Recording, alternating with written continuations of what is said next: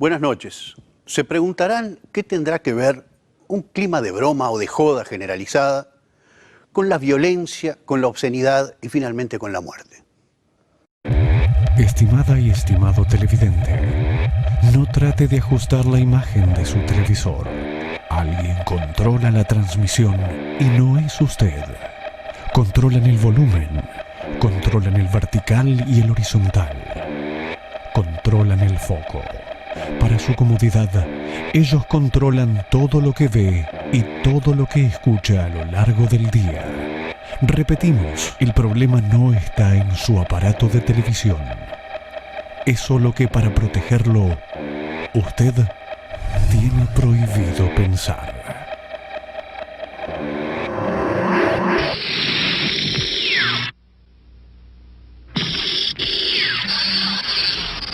Quiero poner nervioso porque yo soy un empleado, señor. No te pongas nervioso nada y no te hagas el loco, hermano, porque si vos sos loco, yo soy más loco que vos.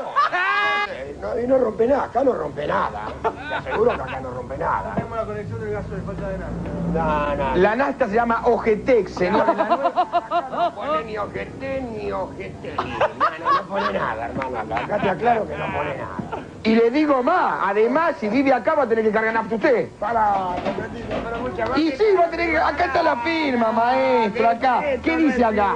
¿Pero qué dice acá? Ah, bueno. ¿Qué dice? No me permite, ¿qué dice?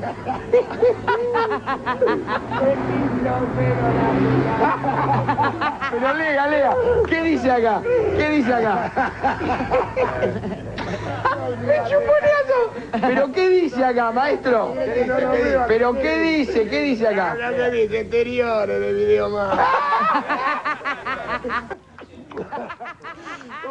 Bienvenidos. Qué joda, ¿no?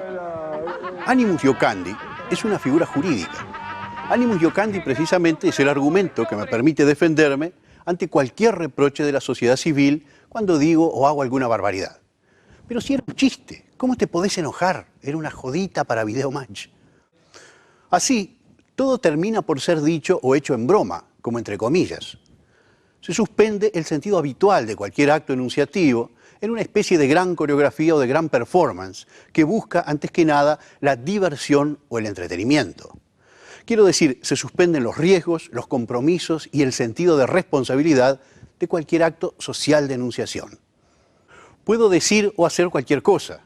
Puedo mostrar besos homo, humillar o insultar a alguien, castigar o eventualmente matar a condición de hacerlo in animus iocandi, es decir, en broma o irónicamente. El problema es que en la joda, en la broma, igual se hace. Hacer algo terrible en broma quizás resulte divertido o gracioso, pero a veces también es hacer algo terrible. Y ese es precisamente el lugar de la perversión. Forzar una situación en juego o en broma, disfrutando secretamente de que, en cierto nivel irreductible, la situación ocurre en serio. Hacer algo terrible en broma a veces también es hacer algo terrible. Y ese es precisamente el lugar de la perversión. En cierto nivel irreductible, la situación ocurre en serio. La situación ocurre en serio. Pero resulta que la cultura contemporánea ya no es perversa.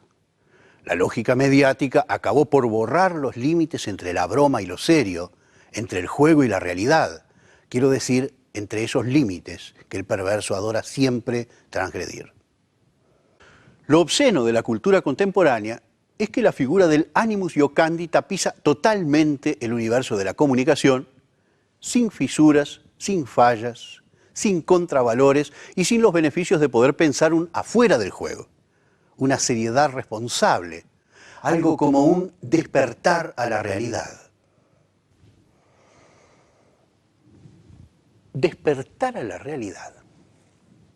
Tomá mate. Muchos pensadores se harían una fiesta con esa frase. ¡Ay de su soberbia ingenuidad! Entre ellos, uno bastante inteligente que se llamaba Ludwig Wittgenstein. Él hubiera dicho que su noción de juegos de lenguaje es una mejor manera de describir los distintos escenarios de la comunicación social. Wittgenstein se hubiera resistido al fundamentalismo metafísico que se empecina en distinguir entre juego y realidad y le da a la realidad un estatuto de verdad contra lo ilusorio del juego. Pero para nosotros, el punto de sostener la distinción juego-realidad no es el de defender ingenuamente algo como la realidad de la realidad, o cerrarnos a la posibilidad de que la realidad pueda ser un juego social. El punto es más bien que la distinción misma juego-realidad es necesaria para la organización social. La práctica irónica de disolver la realidad como un juego más entre tantos juegos termina por barrer con la propia organización social.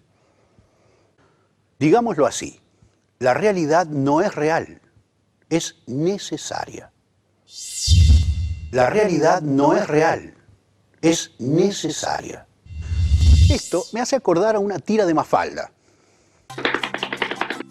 Felipe y Miguelito están jugando a los cowboys. Pero Felipe tiene un reproche para Miguelito.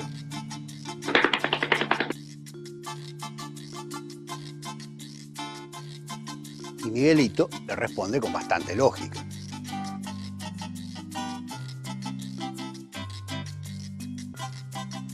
El cuadro final muestra a Felipe ya en su casa lamentándose. Aunque con sufrimiento, con angustia, con decepción, Felipe es capaz de salir de la preocupación eufórica y obsesiva por el juego a través del duelo que conceptualiza. Realidad, dice, es algo distinto a realismo. Vamos a definir realismo como la intensificación o la exacerbación del juego, y realidad como la posibilidad de salir del juego. Realismo, intensificación o la exacerbación del juego. Realidad, posibilidad de salir del juego.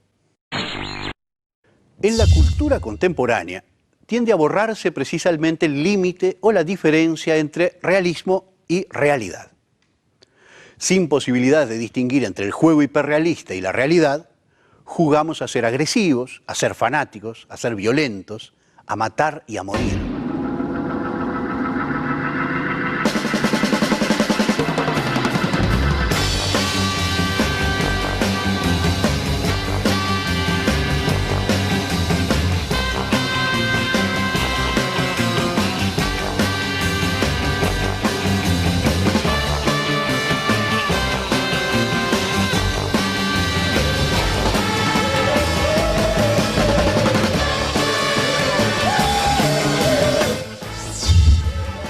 Así, somos agresivos, violentos, matamos y morimos. Siempre in animus iocandi, eterno velo sin drama, sin corte, sin horror. No se vayan, vamos a la tanda y volvemos con todo el punch.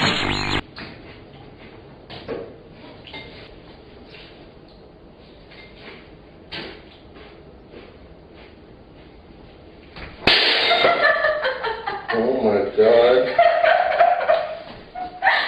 The fuck is wrong with you?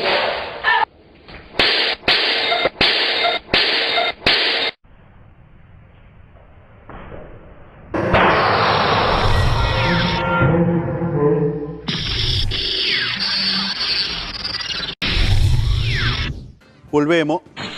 Siempre me obsesionan los ejemplos de los más killers, como Cho Seung-hui, el joven coreano que mató a 32 personas en el Tecnológico de Virginia, en Estados Unidos, en el 2007. El asesino entró en el campus a primera hora de la mañana y a las 7:15 mató a 2 personas en esta residencia de estudiantes, pero las clases no se suspendieron. 2 horas después y a menos de 1 kilómetro, asesinó a 30 personas en la Facultad de Ingeniería. Cho Seung-hui, surcoreano, tenía 23 años, vivía en este campus y estudiaba 4º curso de literatura inglesa. Era un chico solitario, por eso no ha sido nada fácil para la policía. Su cultura le ha dado el título póstumo de peligroso homicida, psicótico o paranoico, delirante o quién sabe qué. Pero todas estas etiquetas psiquiátricas o policíacas en realidad esconden el nudo de este lío. Él era un niño bobo jugando a ser The Punisher. Toda la cultura Disney es en realidad un niño bobo jugando a hacer esto o aquello. Y los Cho de este mundo funcionan como emergentes y al mismo tiempo como máscaras o dispositivos de ocultamiento. Ellos están ahí para hacernos pensar que son excepcionales, infrecuentes y extraordinarios, cuando en realidad la diferencia es tan solo de grados. Ellos no son una excepción a su cultura, son mejor su más significativa emergencia. Mírenlo acá. Está jugando, en el sentido de está fingiendo, actuando o posando. Gorro con visera hacia atrás, guantes, chaleco tipo SWAT, gestos convencionales de agresividad o de desprecio. Él está disfrazado, está jugando, pero seguramente no lo sabe. Está jugando a que está enojado y está enojado. Está jugando a que va a matar y va a matar. Está jugando a que va a matar y va a matar.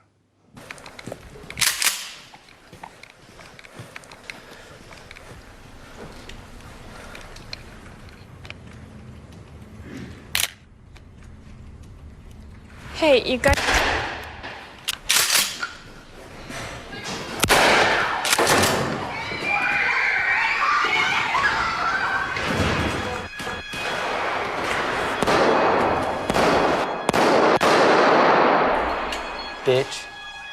No hay distancia alguna entre la onomatopeya o la mímica realista del disparo, el temblor de la mano, el golpe del retroceso y la bala clavándose en el cuerpo de la víctima.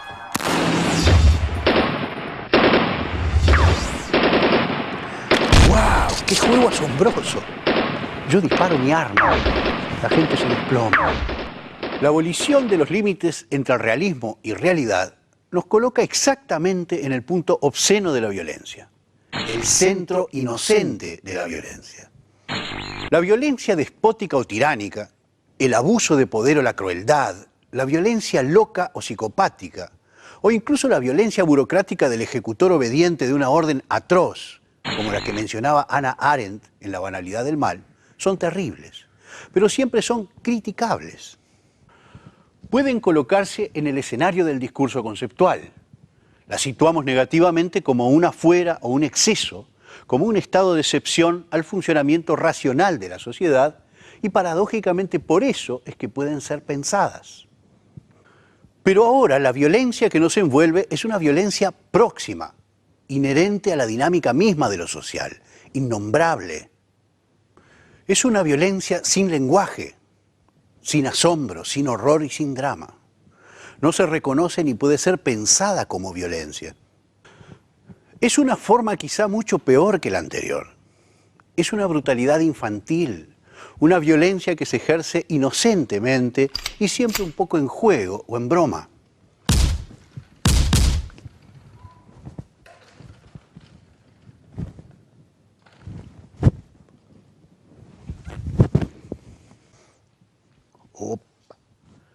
La sociedad misma se queda sin posibilidades y sin herramientas para reconocer eso como violencia.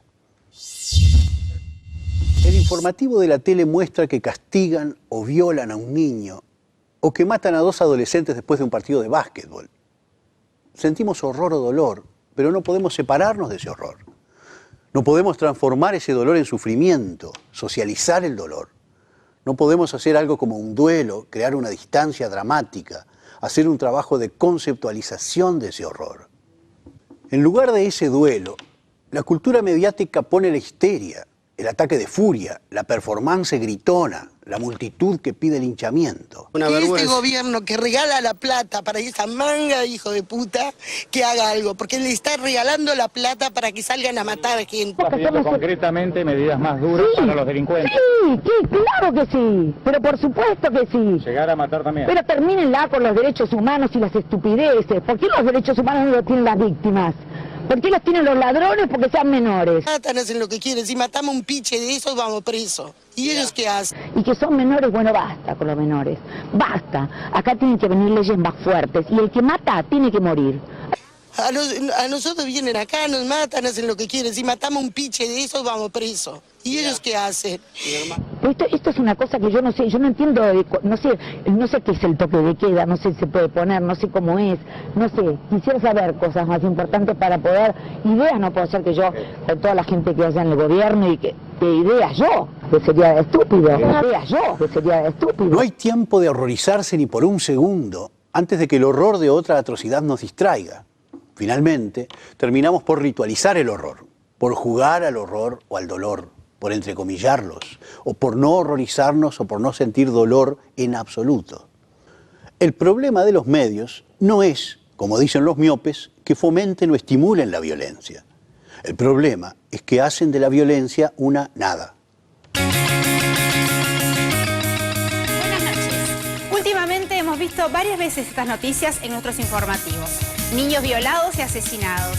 Episodios de violencia doméstica que terminan trágicamente. Asesinos seriales que destrozan una familia. Ante esto, parte de la sociedad se rebela y pide que paguen con la misma moneda. ¿Es justo que una muerte se pague con otra muerte?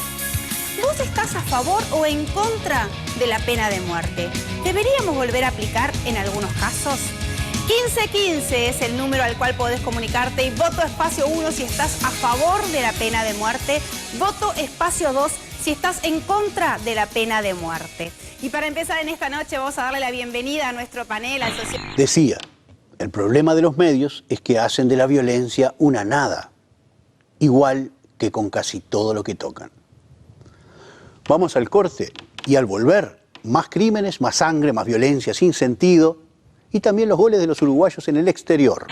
Y que en definitiva la autoridad policial debe ser respetada, y para que la autoridad sea respetada tiene que accionar como tal. Se terminó esta historia de los derechos humanos y una serie de cosas más. Yo estoy totalmente de acuerdo con los derechos humanos de las personas que hacen los méritos para que se les respeten los derechos humanos. Lo que yo no estoy dispuesto a soportar como padre o en definitiva como ciudadano de este país es que aquí las reglas no sean claras. Que No, aquí yo no comparto. A ver, Sergio. No, yo no puedo compartir que se terminó el tema de los derechos humanos. Digo, me parece. A mí me gustaría saber qué Uruguay es el que extrañamos. Si es el de 1973 a 1985, que digamos, ¿no? Vos sabés perfectamente a dónde yo apunté. Bueno, vos porque no estás de acuerdo, porque sos un demagogo. Porque vos lo que querés decirle a la gente... Yo le voy a pedir que me respete, porque quiero marcar acá no le vas a dar clase de no violencia, vos, que estás ahora violentándome a mí, diciéndome que yo soy demagogo. No. Vos hacés violencia. Vos sos un total y absoluto demagogo. Bueno, estás haciendo, bueno, así es que pasa, así pasan las cosas. Por supuesto que sos un total y absoluto demagogo. Así pasan las cosas. Por supuesto, porque vos no querés debatir. Así pasan las cosas, gracias, Julio. No querés debatir. Mirá, tu posicionamiento y tu personaje, yo no lo...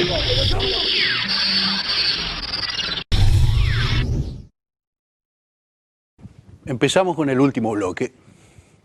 Quiero ahora que vean un informe que salió al aire en el programa CQC. Vos te la pasás hablando mal de los políticos y pagarías por tenerlos enfrente para decirles lo que pensás.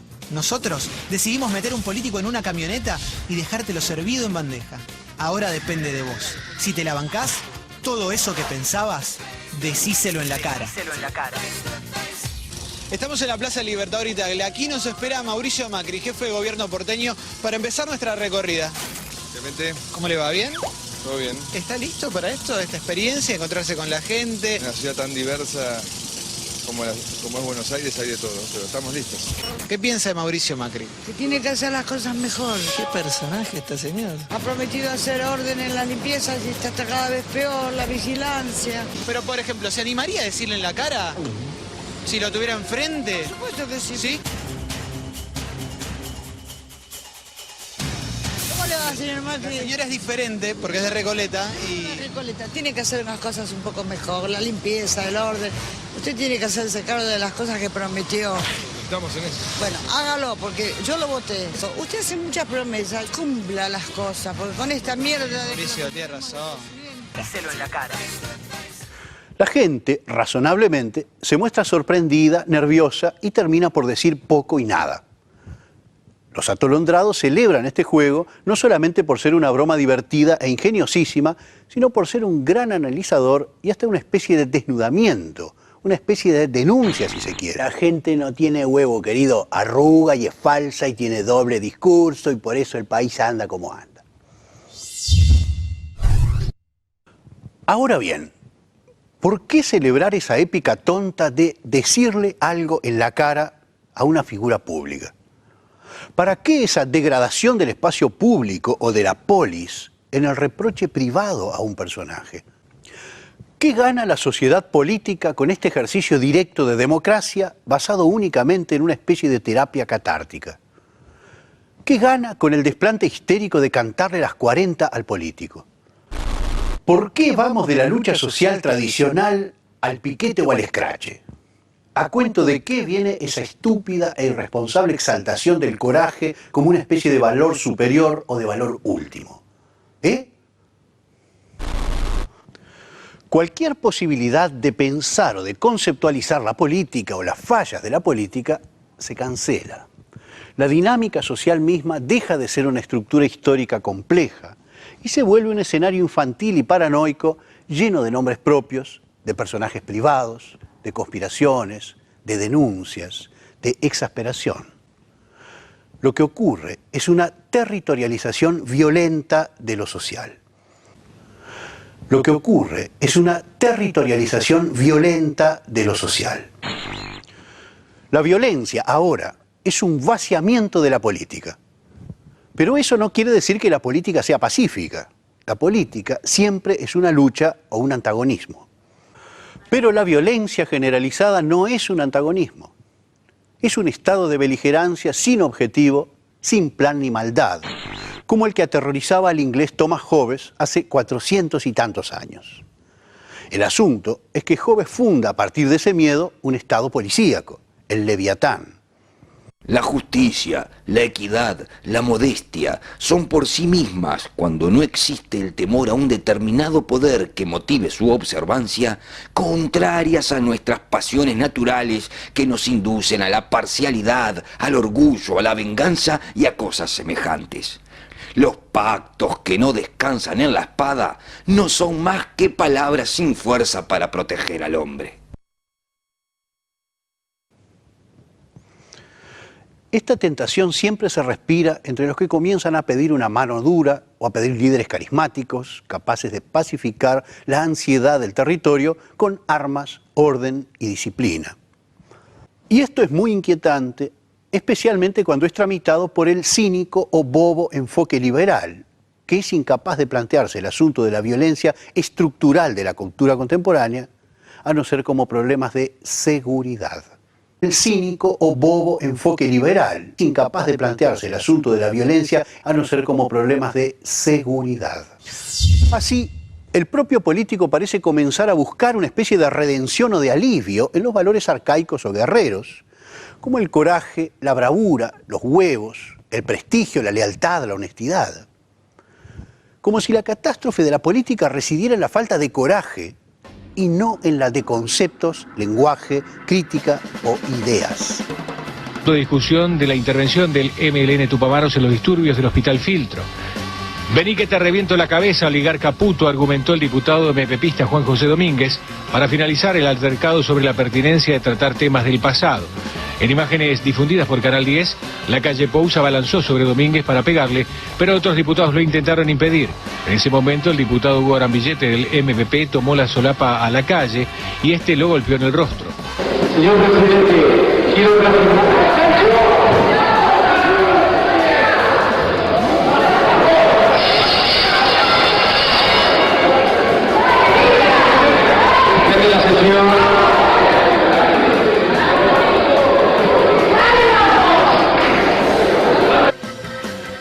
Y finalmente, la política misma se disuelve en un canto de barra brava. Un tono desafiante que no sabemos bien si es agresivo y guerrero o si es la parodia de un tono agresivo y guerrero. Lo mismo da.